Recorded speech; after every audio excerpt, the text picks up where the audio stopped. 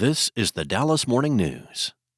It's Wednesday, April 8th. An abundance of sunshine with a high of 80 on the way today. A few clouds may roll in this evening with an overnight low of 59. Here are today's headlines.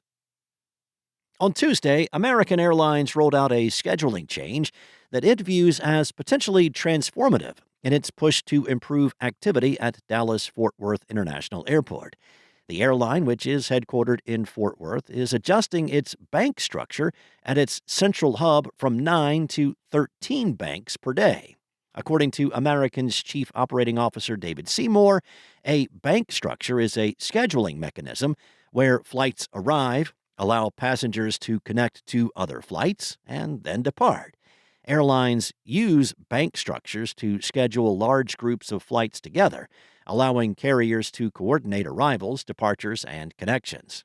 For American's customers at DFW, the schedule adjustment will mean more flights departing in highly desired time windows and less early morning departures to DFW.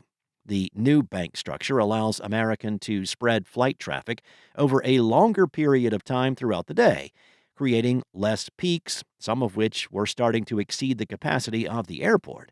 It will also give customers more time to connect to other flights. In other news, EarthX returns to Dallas this month with a focus on the issues most likely to shape North Texas in the coming years: growth, heat, water, energy, transportation, and the environmental footprint of one of the region's biggest upcoming events, the 2026 FIFA World Cup. The three-day EarthX 2026 conference is scheduled for April 20th through the 22nd, bringing together policymakers, business leaders, scientists, investors, and advocates for discussions on sustainability and practical climate solutions. The annual conference began as a local event in 2010. EarthX is an international nonprofit environmental organization dedicated to educating and inspiring people and organizations to take action toward a sustainable future worldwide. As North Texas continues to grow, so do questions about how cities will manage air quality, extreme heat, water demands, transportation systems, and land use. EarthX's 2026 programming appears built around those concerns, with tracks spanning climate and energy transition, circular economy, conservation, finance, business leadership, and innovation.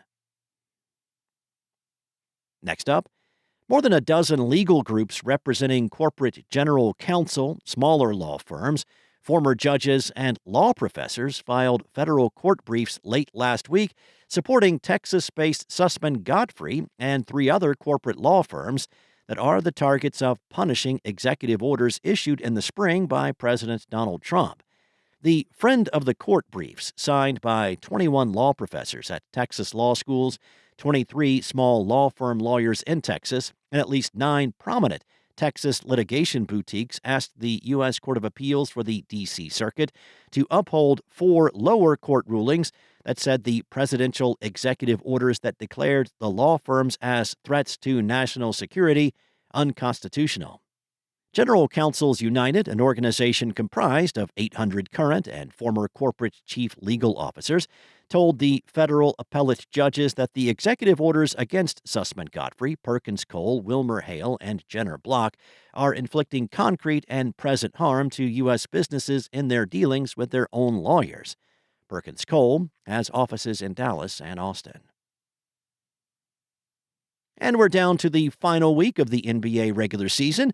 The Mavericks are guaranteed to be one of the 14 teams wishing for lottery luck in Chicago next month. The draft lottery marks the first step in finding a talented young draft prospect to pair with Cooper Flagg.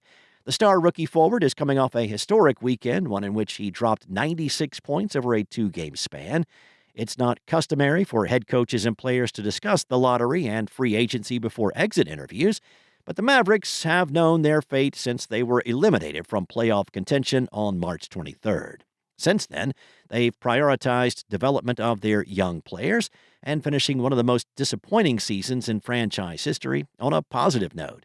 Dallas will begin its final road trip of the season in Los Angeles to face the Clippers in the first of 3 games that continues in Phoenix and San Antonio. Thanks for listening. For more on today's stories and the latest breaking news, visit dallasnews.com. Enjoy your day, and I'll be back tomorrow with more from the Dallas Morning News.